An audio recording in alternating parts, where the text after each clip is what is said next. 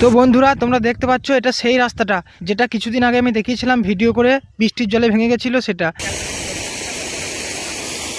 তো রাস্তাটা ভেঙেছে আজকে প্রায় 6 দিনেরও বেশি হয়ে গেল, এখনও পর্যন্ত পার্টি থেকে বা পঞ্চায়েত থেকে কোনো রকম ব্যবস্থা করে দেয়নি। এতে করে গ্রামে মানুষের প্রচুর সমস্যা হয়েছে।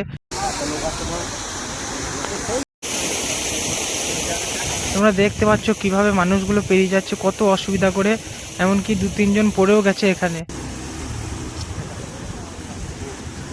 তো একটা রাস্তা ভেঙে গেছে বৃষ্টির জলের কারণে, হতেই পারে এরকম ঘটনা, কিন্তু সেটা তো ব্যবস্থা করে দেওয়া উচিত। গ্রামের লোকে এত সমস্যা হয়েছে তারপরও।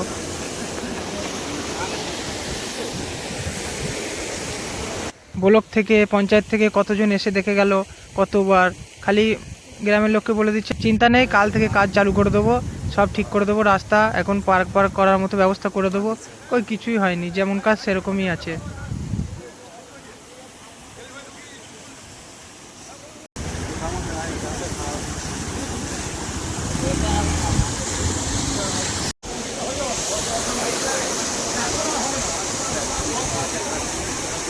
তোমাদেরকে ভিডিওটা শেয়ার করে জানানোর চেষ্টা করলাম।